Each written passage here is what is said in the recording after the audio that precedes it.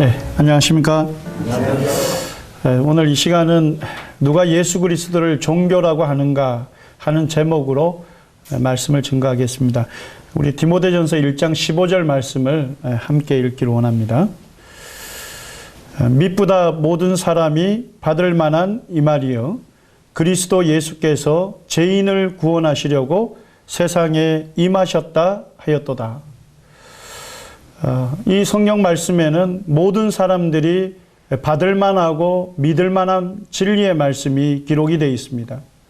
하나님께서 구약 성경에 그리스도를 보내시겠다고 약속하셨는데 이 약속대로 하나님의 아들이시고 죄인을 구원하시려고 이 세상에 오신 그리스도가 이 세상에 역사적으로 임하셨다고 분명하게 말씀하고 있습니다.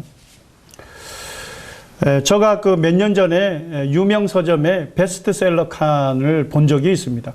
거기에 하나님을 믿지 않는 무신론자였던 버틀런드 러셀이라는 철학자가 내가 그리스도인이 되지 않은 이유, 내가 기독교적 배경 가운데 태어났지만 그리스도를 믿고 그분을 따르지 않은 이유에 대해서 그가 그의 책에 기록을 해놨던 것입니다.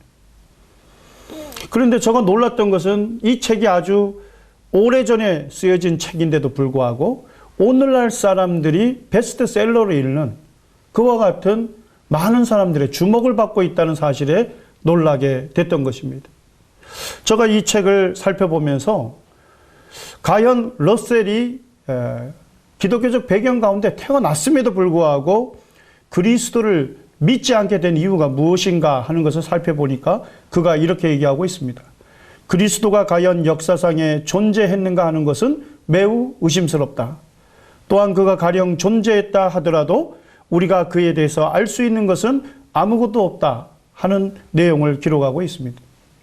저는 이 내용을 읽으면서 러셀이 철저하게 지금 오해하고 있다는 사실을 알게 됐습니다. 예수 그리스도가 과연 역사적 인물인지에 대해서 자기가 못 믿겠다는 것이죠. 그리고 예수님이 역사적으로 오셨을지라도 그분에 대해서 알 수 있는 것은 아무도 없다고 얘기하는데 실제로는 그렇지 않습니다. 오늘날 예수 그리스도께서 역사적으로 존재했다는 그와 같은 증거가 많아도 너무 많은 시대 가운데 있는 것입니다. 오늘날 우리가 역사는 누구를 중심으로 연대를 계산하고 있습니까? 예수 그리스도이십니다. 지금 올해가 2013년인데요. 이 2013년의 의미가 무엇입니까? 우리가 AD 2013년이라는데요. AD는 라틴어로 안노 도미니라는 의미를 갖고 있습니다. 세상 모든 사람들의 주인이 되신 이 예수 그리스도가 태어나신 지 2013년이 됐다는 의미를 역사적으로 갖고 있는 것입니다. 그리고 우리가 예수님 태어나기 이전을 BC라고 하는데 Before Christ, 예수 그리스도 탄생 이전을 얘기하고 있는 것입니다. 세상 역사의 중심에 누가 계십니까? 바로 예수 그리스도가 계신 것입니다. 마태복음 2장 1절에는 헤롯 왕 때에 예수께서 유대 베들레헴에서 태어나셨다고 기록되어 있습니다. 실제 제가 이 이스라엘을 방문하게 됐을 때 이스라엘의 그 해변 도시인 가이사랴에 가게 되면 그곳에 헤롯 왕이 건설했던 이 헤롯 왕의 궁전이 발굴이 돼서 거기에 그대로 발굴된 고고학적 증거들을 보여주고 있습니다. 또한 헤롯 왕이 왕이 되었음을 기념하는 그와 같은 동전들이 발굴이 되어 있어서 이 예수님이 태어나신 그때의 이 유대 지역을 다스렸던 헤롯 왕이 역사적 인물일 뿐만 아니라 예수님이 그 시대에 태어났음을 보여주고 있는 것입니다. 2002년에 놀라운 고고학적 발굴이 있었습니다. 앙드레 레멜이라는 박사가 석관을 발견했습니다.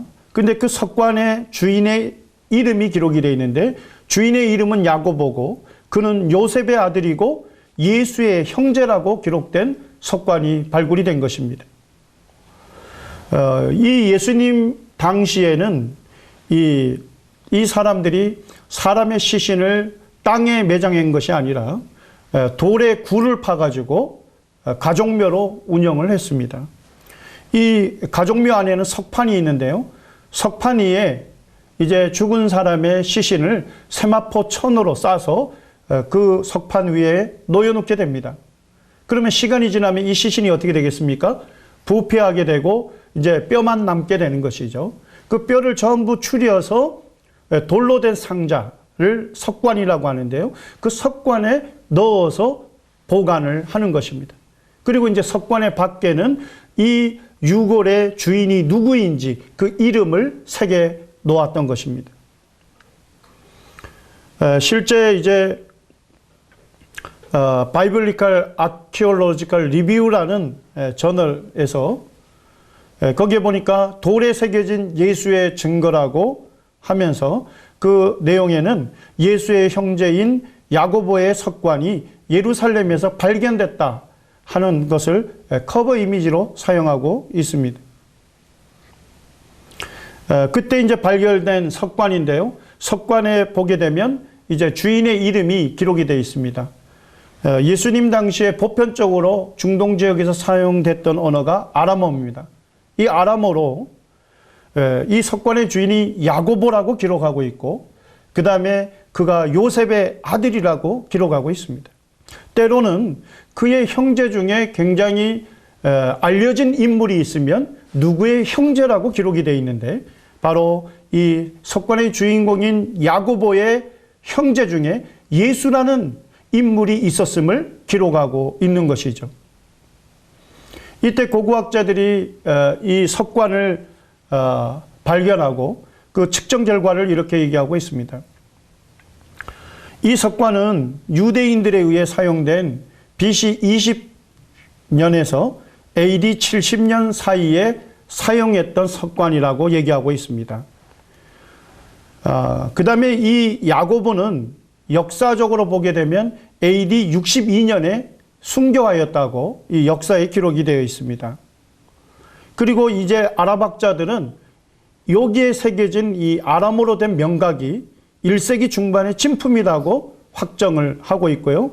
실제 이제 그때 이것을 평가했던 고고학자들이 증명서를 발급해서 이 증명서의 내용을 읽어보게 되면 여기에 기록된 이 아람어로 된 명각이 실제 오늘날 어떤 도구에 의해서 만들어진 현대적으로 조작된 것이 아니라 이것이 그 시대의 실제의 진품이다 하는 것을 밝혀주고 있습니다.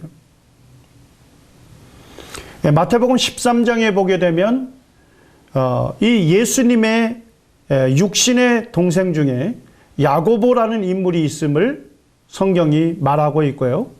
우리가 이 복음서를 살펴보게 되면 이 예수님의 육신의 동생들이 예수님을 육신의 형을 하나님의 아들로는 믿지 않았다 하는 것을 볼 수가 있습니다.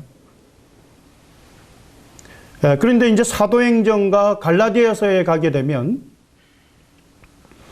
이 주의 형제 야고보가 등장하게 됩니다. 이 주님의 형제인 야고보가 이 예루살렘 교회의 유력한 교회 지도자로 이렇게 등장을 하게 됩니다. 예수님이 십자가를 지시기 전에는 예수님의 육신의 동생인 야고보가 예수님을 하나님의 아들이요 자기의 죄를 대신하는 구주이신 것을 믿지 못했습니다. 그런데 어떻게 그가 이제 예루살렘 교회에 영향력 있는 그와 같은 교회 지도자로 등장할 수 있었을까요?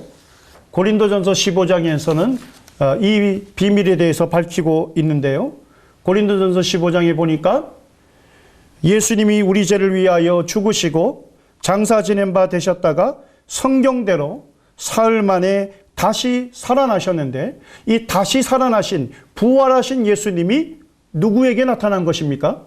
육신의 동생인 야고보에게 나타났을 때 이 육신의 동생인 야고보가 바로 예수님이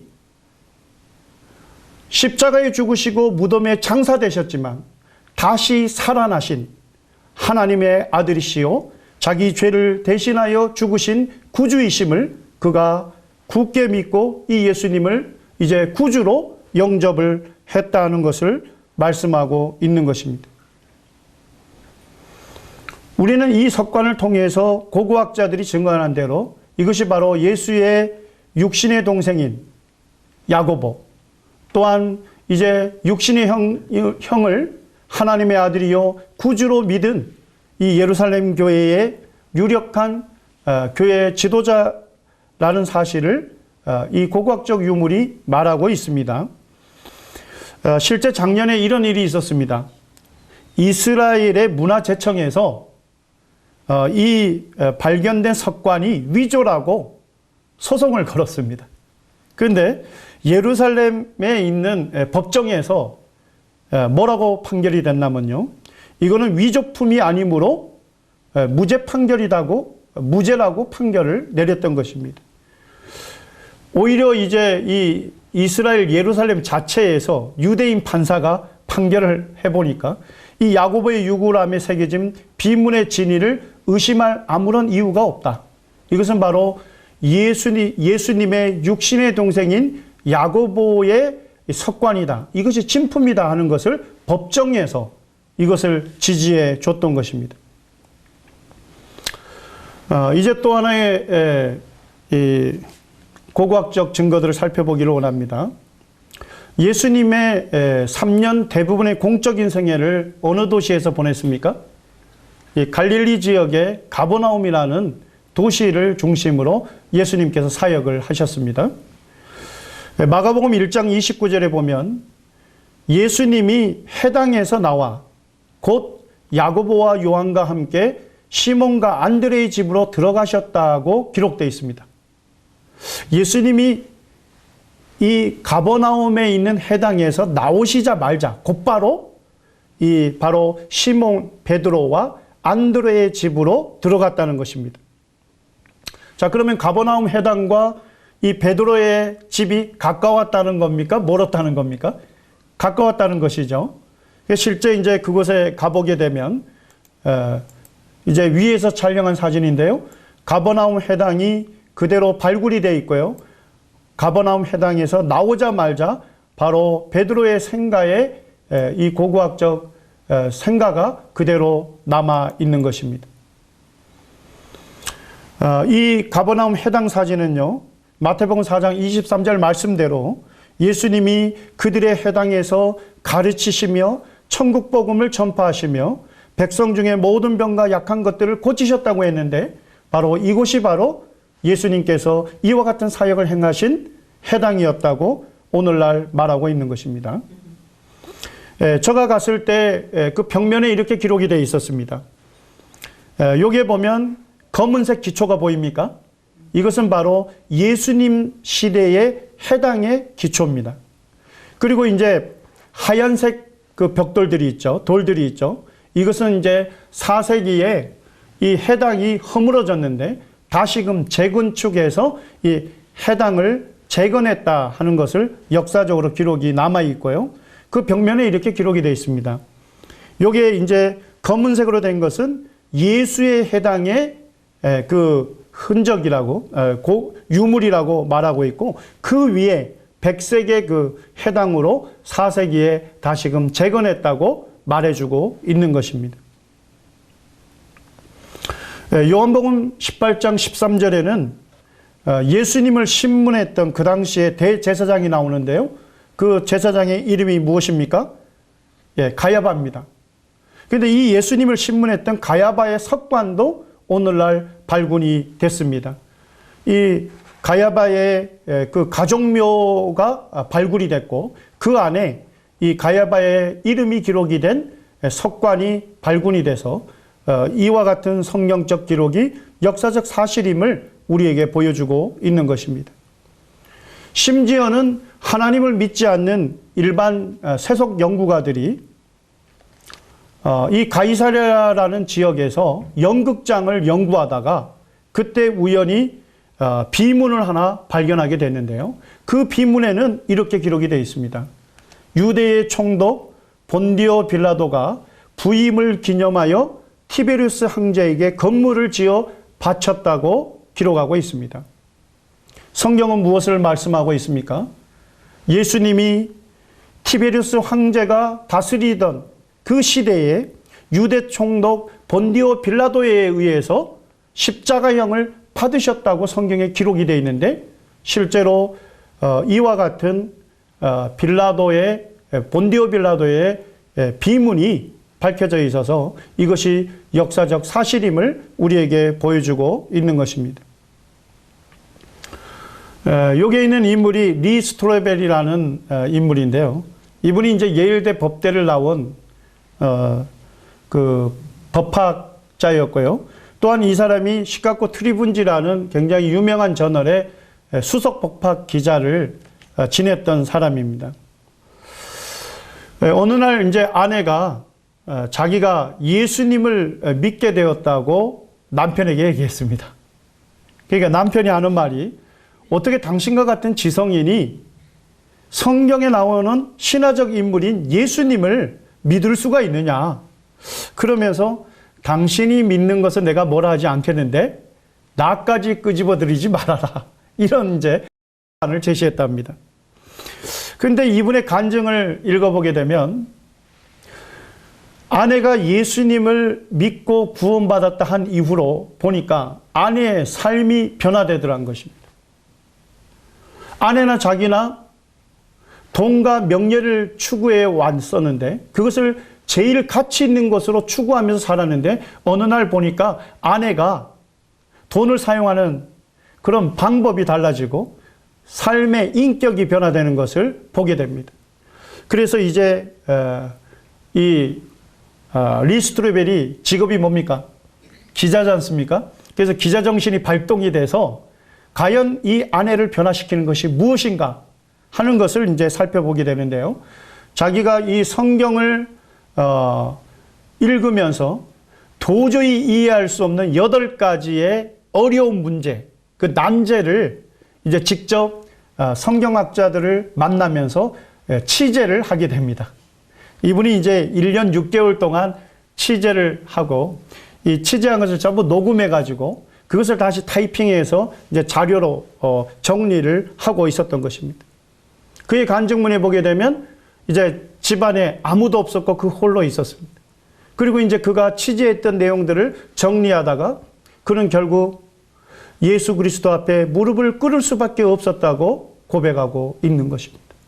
예수님이 역사적으로 이 세상에 오신 것이 사실이고, 그 다음에 죄인인 자신을 대신하여 십자가에 죽으신 것이 사실이고, 그 예수님이 무덤에 장사됐지만 법적인 증거들을 살펴보게 될 때 그 예수님이 무덤에서 부활하신 것이 사실이라는 것을 이분이 깨닫고, 그동안 이제 하나님을 인정치 아니하고 이 예수 그리스도를 믿지 아니한 그의 죄를 회개하고 예수를 구주로 영접하게 됐습니다. 그리고 이제 그 후로 이제 그가 기자를 내려놓고 지금은 전도자의 삶을 살고 있는 것입니다. 이제 그의 이와 같은 간증을 기록한 책이 바로 예수는 역사다.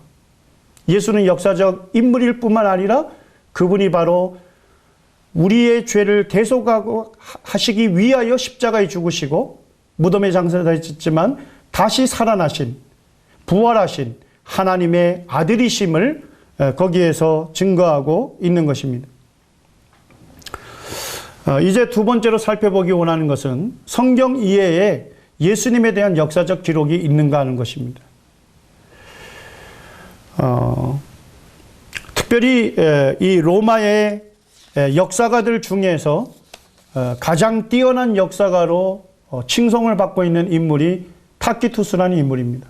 그는 히스토리지라는 역사라는 책을 편집했는데요.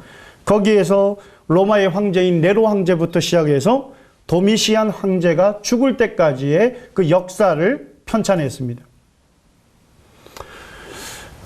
그가 기록한 역사에 보면 네로 황제 편을 기록하면서 이렇게 기록하고 있습니다. 결과적으로 네로는 자신에 대한 세간의 나쁜 평판을 없애기 위해 로마 대중이 그리스도인이라고 일컬으며 혐오스러운 행위들로 인해 사람들의 미움을 받는 한 계층에게 화제의 책임을 뒤집어 씌우고 극심한 고문을 가했다. 그리스도인이라는 명칭의 기원이 된 그리스도라는 인물은 티베리우스 황제 시대에 로마 총독 본디오 빌라도의 손에 극형을 당했다. 그리고 나서 한동안 잠잠했던 이 해로운 미신은 최초의 악의 근원인 유대 지방은 물론이고 심지어 로마에서도 다시 나타났다. 이제 세상 구석구석에 모든 가증스럽고 수치스러운 미신이 로마를 본거지로 삼아 대중화되고 있다고 기록하고 있습니다. 네로 황제는 로마시를 불태우고 로마시를 다시금 재건하려고 했었습니다. 그런데 로마시를 불태웠을 때 이 로마 시민들의 원성이 대단했습니다. 그래서 이 원성을 잠재우기 위해서 누구를 택한 것입니까? 바로 그리스도인들을 택해서 그리스도인들에게 이 화제 책임을 뒤집어 씌웠던 것입니다. 그런데 이 그리스도인들을 얘기하면서 누구를 언급하고 있습니까? 예수 그리스도를 언급하고 있습니다. 예수 그리스도는 티베리우스 황제 시대에 로마 총독 본디오 빌라도의 손에 의해서 극형을 당했다고 기록하고 있는 것입니다. 여러분들, 이 예수님에 대해서 정확하게 기록하고 있는 이 타키투스의 이 역사에 보게 되면 성경적 기록과 완전히 일치하게 되는데요. 그런데 이 타키투스는 기독교에 대해서 우호적인 인물이었습니까? 적대적인 인물이었습니까? 그의 기록을 보게 되면 기독교와 예수님에 대해서 적대적인 인물이었다는 것을 알 수가 있습니다.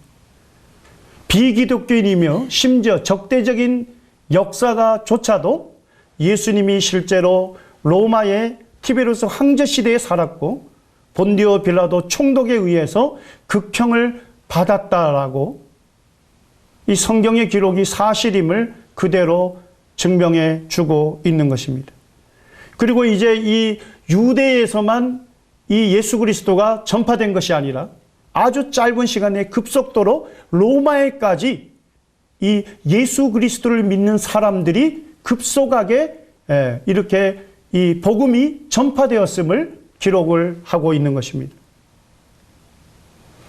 이제 한 역사가를 더 살펴보기 원합니다. 이 유대인 역사가인데요. 이 요세푸스라는 인물은 참 특이한 인물입니다. 그는 유대인이었고 바리새인이었습니다. 그리고 이제 이 로마의 지배로부터 독립하기 위해서 독립전쟁을 이끌었던 그와 같은 독립장군이었습니다. 그런데 그가 주로 활동했던 부대가 갈릴리 지역이었습니다. 그런데 그가 언제 출생했습니까? AD 37년에 출생한 겁니다. 예수님이 십자가에 AD 33년에 예수님이 운명하셨는데 아주 짧은 기간 내에 주로 예수님이 사역하셨던 갈릴리 지역에서 태어나서 그 지역에서 무대로 자랐던 인물이 요세푸스입니다. 요세푸스는 태어나서 어려서부터 누구에 대해서 많이 들었을까요? 예수님에 대해서 귀에 딱지가 앉을 정도로 예수님이 어떠한 분이신지에 대해서 잘 많이 듣고 알았던 인물이었습니다. 그가 이제 고대사에 이 예수님에 대해서 기록을 하고 있는 것이죠. 이 당시 예수라는 한 지혜로운 사람이 있었다. 예수는 기적을 행하는 사람이었고 기쁨으로 진리를 받아들이는 사람들의 스승이었다. 예수는 수많은 유대인과 이방인들을 자기에게로 끌어들였다. 빌라도가 유대인 가운데 유력자들의 건의로 예수를 십자가행에 처했다. 그러나 그의 제자가 되었던 사람들은 여전히 제자로 남기로 고집했다. 그들은 예수가 십자가에 못 박힌 뒤 사흘 만에 자신들에게 나타났으며 그가 살아 있었다고 보고했다. 그렇다면 아마도 그는 예전에 선지자들이 자세히 언급했던 그리스도였을지도 모르겠다. 그리스도의 이름을 따라 그리스도인이라고 불리는 그들은 오늘날까지도 사라지지 않았다. 이렇게 기록하고 있습니다. 요세푸스는 예수님을 믿는 그리스도인이 아님에도 불구하고 그가 쓴 고대사에서는 예수님이 어떠한 분이신지에 대해서 기록을 해놨는데요. 그의 기록은 성경과 완전히 일치하고 있는 것입니다. 예수님은 지혜로운 분이셨고, 그리고 예수님은 기적을 행하셨던 분이시고, 그리고 많은 사람들이 예수님을 선생님으로 예수님을 따랐던 것입니다. 유대인들뿐만 아니라 이방인들도 이 예수님을 선생으로 모시고 이 예수님을 따랐다는 것입니다. 그리고 이제 로마의 총독인 빌라도에 의해서 이제 예수님이 십자가형에 처해졌고, 그리고 예수님을 믿었던 제자들은 여전히 이 예수님을 따를 뿐만 아니라 이 예수님이 십자가에 죽으시고 장사됐지만 3일 만에 부활하셨다는 사실을 그들이 믿고서 그 예수님을 전했다고 기록을 하고 있습니다. 어떻습니까? 지금 두 가지의 권위 있는 역사책을 통해서 예수님이 역사적으로 실존했을 뿐만 아니라 성경에 기록된 말씀대로 예수님이 십자가에서 죽으시고 부활하셨다는 사실을 그대로 그들이 증언을 해주고 있는 것입니다. 이 요세푸스가 쓴 고대사 예수님에 대한 기록 몇 장을 지나게 되면 이제 예수님의 육신의 동생인 야고보에 대한 기록이 나와 있습니다. 거기에 보게 되면 대제사장 아나니아가 이 야고보를 이제 이 유대인들의 법정에 세워가지고 이 야고보를 순교시키는 그와 같은 역사적 사건을 기록하고 있습니다. 그 내용에 이렇게 기록하고 있습니다. 대제사장 아나니아는 그 앞에서 소위 그리스도라 불리는 예수의 형제인 야고보와 다른 몇 사람들을 끌어내어 그들이 율법을 어겼다고 고소하였고, 그는 결국 그들을 돌로 쳐 죽이도록 그들을 넘겨주었다고 기록하고 있습니다. 여러분들, 어떻게 예수님의 육신의 동생인 야고보가 그가 순교하면서까지 그가 지키고자 했던 믿음, 그가 전파하고자 했던 믿음이 무엇입니까? 바로 자신의 육신의 형이 사람일 뿐만 아니라 바로 하나님의 아들이시며 세상 사람들을 죄에서 구원하신 구주이심을 그가 믿었을 뿐만 아니라 이 예수님이 십자가에서 죽으시고 장사되셨지만 부활하셨음을 사람들에게 전하다가 그는 순교를 당했던 것입니다. 유대인들의 그 탈무드에도 유대인들은 예수님을 그리스도로 믿지 아니함에도 불구하고 그들은 예수님이 유월절 전날 그들은 나사렛 예수를 매달았다고 정확하게 기록하고 있습니다. 1세기와 2세기의 유대인 역사학자들과 또 예수님을 믿지 않는 비기독교적 역사가들이 11권의 문헌에 예수님에 대해서 정확하게 기록하고 있습니다. 이들의 문헌을 살펴보게 되면요, 예수님은 티베리우스 황제 시대에 살았다고 기록하고 있고요, 예수님은 덕망이 높은 삶을 살았다고 기록하고 있습니다. 예수님은 이적을 일으키는 분이었고, 예수님은 야고보라는 이름의 동생이 있었고, 예수님은 그리스도로 추앙받았었고, 예수님은 본디오 빌라도 통치 아래서 십자가형을 받으셨고, 또한 유월절 전날에 십자가형을 당했다고 기록하고 있고, 예수님이 죽던 날 어둠과 지진이 일어났다고 기록하고 있습니다. 또한 예수님의 제자들은 그가 죽었다가 다시 살아났다고 믿었을 뿐만 아니라 부활하신 예수님을 전하였다고 기록하고 있습니다. 또한 예수님의 제자들은 믿음을 위해 기꺼이 죽을 각오가 돼 있었다고 기록하고 있습니다. 또한 이 예수 그리스도의 복음이 기독교가 로마까지 아주 짧은 시간 내에 급속하게 확산되었음을 기록하고 있습니다. 또한 예수님의 제자들은 로마의 신들을 부인하고 예수님이 하나님의 아들이시오 또한 자기들을 죄에서 구원하신 구주이심을 그들은 믿고 섬겼다고 기록하고 있습니다. 여러분들에게 물어보겠습니다. 예수님이 역사적으로 실존하지 않았다는 주장은 합리적입니까? 합리적이지 않습니까? 성경 이외의 역사적 자료만을 살펴볼지라도 그들의 주장은 합리적이지 아니한 주장이란 것을 알 수가 있는 것입니다. 20세기의 최고의 신약학자로 존경받고 있는 F.F. 브루스는 이렇게 기록하고 있습니다. 어떤 저자들은 예수 그리스도의 기록은 신화라는 상상을 하는 것 같습니다. 하지만 그들도 역사적인 증거를 근거로는 그렇게 하지 않습니다. 공정한 역사가에게 예수 그리스도의 역사성은 로마의 황제인 줄리어스 시저의 역사성만큼이나 자명한 것입니다.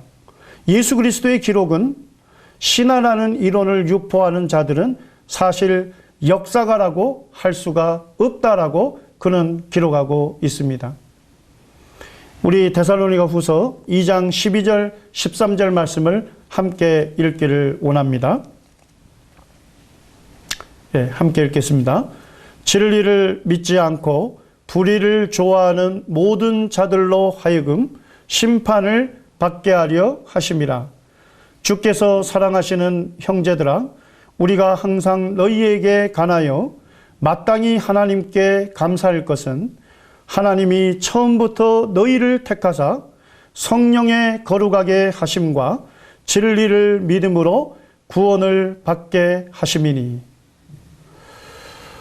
하나님께서 세상을 사랑하셔서 하나님의 독생자 예수 그리스도를 이 땅에 보내주신 것이 역사적 사실인 것입니다. 그 다음에 이 예수 그리스도께서 죄인들을 구원하시기 위해서 자신이 십자가를 자청하시고 십자가에서 우리의 죄를 대신하여 그분이 죗값을 치르시고 십자가에서 피 흘려 죽으심으로 이 예수님의 피가 우리의 죄를 완전히 정결케 해 주신 것입니다. 이제 이 예수 그리스도를 믿는 자마다 하나님께서 구원하여 주시는 놀라운 은혜를 베풀어 주시는 것입니다. 하나님의 뜻은 무엇입니까? 이 진리를 믿음으로 구원을 받게 하시는 것이 하나님의 뜻인 것입니다. 또한 진리를 믿지 아니하고 불의를 좋아하는 모든 자로 하여금 심판을 받게 하려 하는 것이 하나님의 뜻입니다. 여러분들 이 시간, 짧은 시간 예수님이 역사적으로 존재했음에 대해서 살펴보게 되었는데요. 우리는 조금만 살펴볼지라도 예수님이 역사적으로 이 땅에 오신 것을 의심할 그와 같은 명분이 전혀 없다는 것을 알 수가 있습니다. 합리적인 증거로 살펴볼지라도 예수님은 역사적으로 오셨을 뿐만 아니라 우리의 죄 문제를 해결하시고 우리를 이 죄와 심판과 영원한 지옥의 형벌에서 해방하여 주신 우리의 구주가 되심을 알 수가 있는 것입니다. 이 예수님을 믿으시고 구원함을 받는 여러분들이 되기를 원합니다.